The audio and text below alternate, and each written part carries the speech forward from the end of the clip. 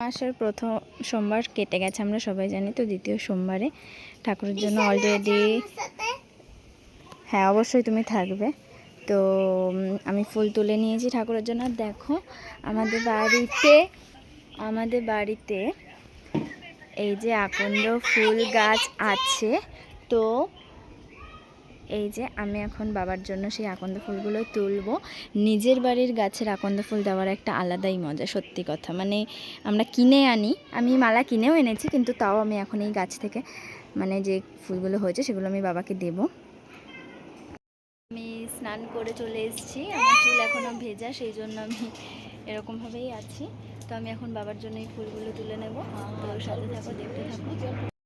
অনেক তুলসী গাছ আছে, মানে অনেক তুলসী গাছ আছে। তো সেই জন্য আমি ঠাকুরের জন্য তুলসী ফুল গাছও তুলে নেব কিছু। তো তুলসী পাতা তুলবো আমি কিছু। এই যে আমাদের ঠাকুর ঘর, মা সব মুছে পরিষ্কার করে দিল। এই যে আমার বাবা, এই যে এগুলো হচ্ছে আমাদের গাছেরই ফুল। জবা ফুলগুলো হচ্ছে আমাদের গাছেরই ফুল। আর এগুলো কিনে এনেছি, দেখি আমরা কীভাবে পুজো দেবো। দেখো, এবার ফুল তোলার পর বাবার স্নানের পর্ব, সুতরাং বাবাকে এই পাত্রে রেখে বাবা স্নানের জন্য আমি ঘি মধু ব্যবস্থা করছি। কারণ বাবাকে প্রথমে ঘি মধু মাখিয়ে তারপর বাবার মাথায় দুধ ঢালবো। আর সবথেকে বড় ব্যাপার হচ্ছে সেটা হচ্ছে এই দ্বিতীয়বার মনে হয়, আগেও একবার ঢেলেছিল রিশান, আর এইবারও রিশান বাবার মাথায় জল ঢালবে। তো আমি ঘি মধুটা মাখিয়ে নিচ্ছি বাবাকে। আর ওই পাশে দেখতেই পাচ্ছ আমি দুধও জোগাড় করে রেখেছি। ঘি মধু মাখানো হয়ে গেলে বাবার মাথায় দুধ ঢেলে বাবাকে স্নান করাবো।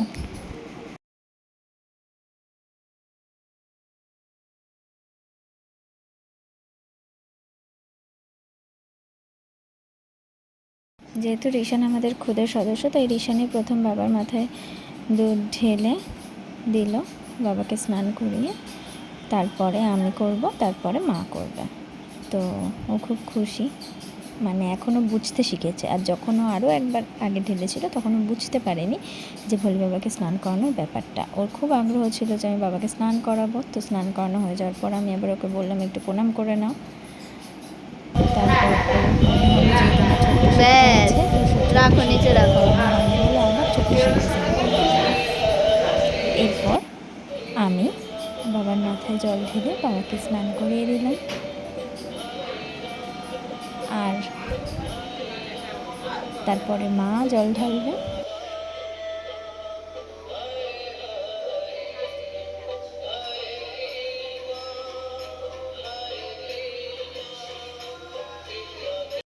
এবার আমাদের দুজনের জল ঢালার পর মা বাবার মাথায় জল ঢেলে দিচ্ছে, বাবাকে স্নান করিয়ে নিচ্ছে।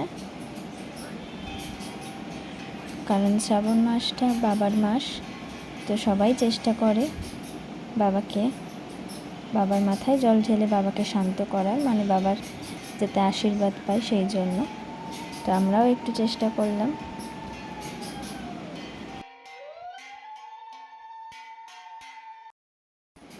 বাবাকে স্নান করিয়ে বাবাকে আকন্দ ফুলের মালা, নীলকণ্ঠের মালা, বেলপাতা সব দিয়ে বাবার আসনে আমরা বসিয়ে দিয়েছি বাবাকে। আর আমাদের অলরেডি পুজো দেওয়া হয়ে গেছে, দেখতেই পাচ্ছ। সব ঠাকুরকে যেরকমভাবে পেরেছি সেরকমভাবে পুজো দেওয়ার চেষ্টা করেছি। আর এইবার খুব সুন্দর আমি নীলকণ্ঠের মালা পেয়েছিলাম। তোমাদের কেমন লাগলো অবশ্যই জানিও।